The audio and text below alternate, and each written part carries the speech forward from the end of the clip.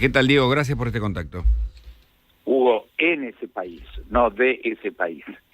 No he sido embajador de Estados Unidos, sino En Estados Unidos. Perdón por el, No, por el por error. favor. ¿Cómo va, Diego? ¿Todo bien? Bien, muy bien. Buen día. Bien, bien. Aquí estamos celebrando a la Argentina campeón. Como decimos, estamos ahora arriba de todo y eso nos hace muy bien. Pero el mundo está en crisis y hablamos con vos de política, porque lo de Trump ha sido un golpe al sistema, a su democracia y a las del mundo, ¿o no?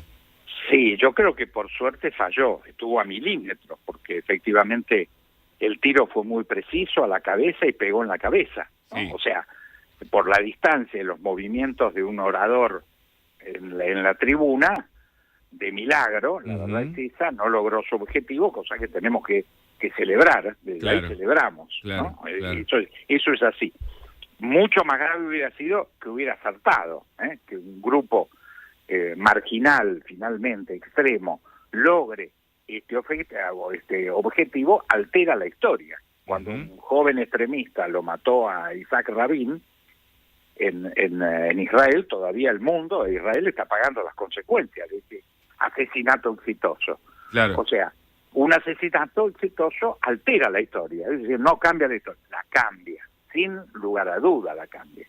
Por suerte no ocurrió. Esto Claro. es el primer dato importante en sí mismo, por el dato del valor de la vida y además por el antecedente que a muchos loquitos en todo el mundo los hubiera entusiasmado salir a hacer la historia matando gente, ¿no? Claro. O sea, alterando la historia.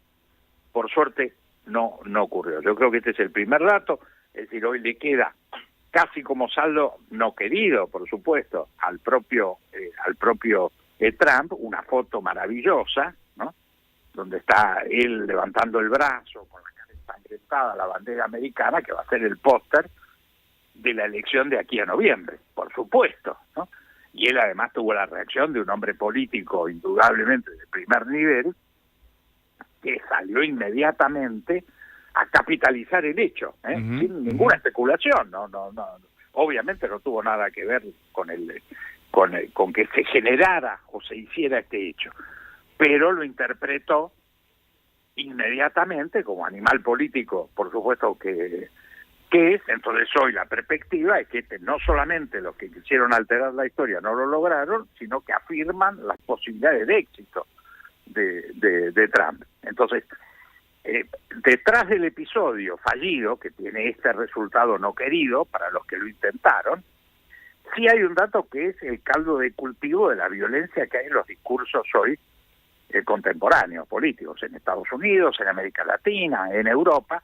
Vemos el éxito de los extremos en el discurso. Eso genera un caldo de cultivo.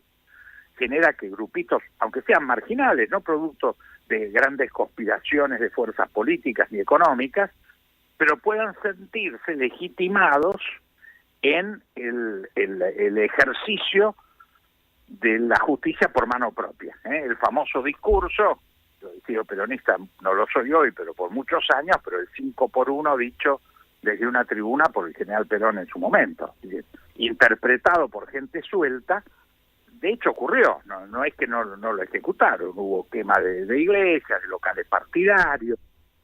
Efectivamente, la incitación a la violencia desde el punto de vista público genera actos anecdóticos, minoritarios, de grupos extremos, pero que expresan de alguna forma esos grandes discursos macropolíticos. Entonces, la reflexión que tenemos que tener es cuidado con los excesos verbales. O sea, las palabras cuentan, son muy importantes. Si el discurso de centro, moderado, de paz, de concordia, de unidad, es el discurso que tiene que primar y no el de grieta. Nosotros somos casi los inventores de la palabra grieta, pero el mundo está agrietado por todas partes. No somos los únicos agrietados.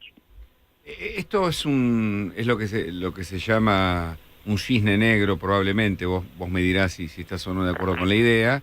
Y a la vez, como bien explicás, por supuesto que lo que no te mata te fortalece. En este caso, para Trump seguramente eso ocurra. Y a la vez te pregunto, estoy leyendo a Michael Sandel en este libro El descontento democrático, en donde se habla justamente del episodio Trump y el Capitolio como un síntoma de esta época. ¿A eso te referís cuando hablas del sistema en general? Claro, por ejemplo, hoy lo están juzgando a Trump como incitador, autor intelectual de la ocupación del Capitolio. Sí. Esto es difícil de probar. Lo que sí se puede probar es que él incitó cuando planteaba esta elección es un fraude. Hay que impedir la consagración de este fraude electoral en la persona de Biden. Eso es una invitación pública, difícil de probar en términos de derecho penal, pero sin lugar a duda, un discurso, lo mismo hizo Bolsonaro en Brasil. Si yo incito a desobedecer el resultado electoral, indico que hubo fraude cuando no lo hubo, porque no hay ningún elemento que pruebe ni que en Brasil ni en Estados Unidos haya habido fraude, esto inevitablemente tendrá en acciones, aunque sean aisladas, aunque no haya una orden por escrito, ni nadie pueda probar con testigos que se ordenó tal cosa, es una incitación a este tipo de actuaciones. Cuando yo plantea a alguien un dato absolutamente violento y categorizo como enemigo aquel que finalmente es un rival, es alguien que puede tener otro pensamiento, que es, si lo analizamos, es la esencia del pensamiento occidental. Cuando yo digo, ¿cuál es el pensamiento occidental? El pensamiento occidental contemporáneo es una mezcla entre el liberalismo, el cristianismo y el socialismo. O sea, ninguno de los tres son productos antisistema. Claro. Y se han desarrollado mezclándose en distintas proporciones, están en las constituciones, en las fallas de las cortes, en el pensamiento del periodismo. Ahora, si yo empiezo a fraccionar y planteo el enemigo estratégico es uno contra el otro, estoy incitando ineludiblemente a la violencia, aunque no le dé una orden a nadie de sacar un revólver o de matar o de poner una bomba. ¿Algún tipo de relación o conexión entre lo que vivió Cristina Fernández de Kirchner y Donald Trump? Sí, porque es estos grupos aislados, todas las sociedades, pasa en Europa, pasa en Estados Unidos, nos pasa a nosotros. ¿En el tipo de atacante decís?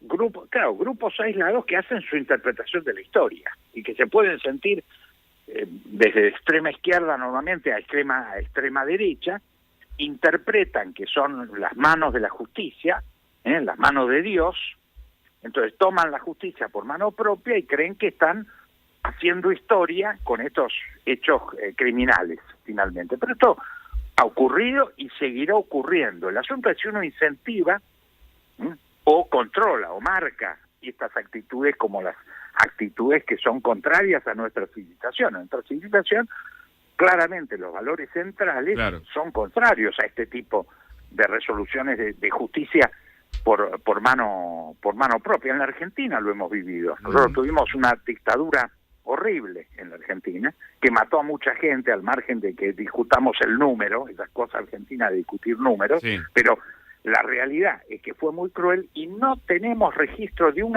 solo acto de violencia por mano propia, de un padre, una madre, un esposo, una esposa que hayan ido a buscar a alguien a matarlo a la casa. Yo creo que eso es un dato que habla muy bien de nuestro nivel de civilización. No hay justicia por mano propia. Esto es una de las grandes logros de la civilización occidental.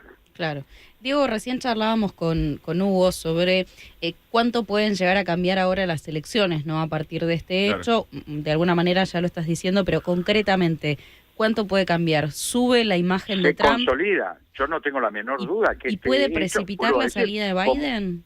Como hecho no querido por Trump, obviamente, no se lo estoy imputando de ninguna manera a Trump, es un hecho no querido, pero ocurre en la realidad que esto, a mi juicio, ya hay primeras encuestas que demuestran que han subido las encuestas de opinión a favor de Trump. Que esto pueda tener influencia en que finalmente se retire, yo creo que esto está ya saldado, pese a que hubo 10 días de brutal presión sobre Biden para que renuncie, que es lo que habilita que el Consejo Nacional del Partido Demócrata, que son unos 100 miembros, pueda proponerle a la convención un candidato alternativo. Hay procedimientos, pero la tradición americana es que eso solamente puede ocurrir si Biden renuncia. Por eso los gobernadores, etcétera, que están en los medios de prensa como alternativa, no abren la boca. Clarísimo. No se pueden autopromocionar. Lo que desataría un proceso de sucesión sería que el candidato, que ya de hecho es el candidato, le falta la consagración formal en la convención de agosto, pero de hecho la interna terminó. Él es el candidato como lo es Donald Trump, aunque no está, falta la convención republicana que lo convalide, pero los dos son los dos candidatos oficiales de los dos partidos. Esto lo ha reiterado ya varias veces en los últimos días el presidente Biden, de que no se retira, que él es la persona en condiciones de derrotar a Trump, que ya lo ha derrotado y lo va a volver a derrotar, según sus propias palabras, y que por lo tanto esto no cambia eso, pero sí cambia lo que es efectivamente las posibilidades ya mucho más concretas, porque hasta ahora no era así. Había 2-3 puntos estaba por encima el presidente Biden, o las más favorables a Trump lo daban empatado. Hoy ya no, ya lo ponen a Trump por encima de Biden. Excelente, Diego Aguilar. Muchísimas gracias por este contacto. Gracias a ustedes, a Hasta disposición luego, como siempre, y buena semana. Buena Hasta semana. luego. No te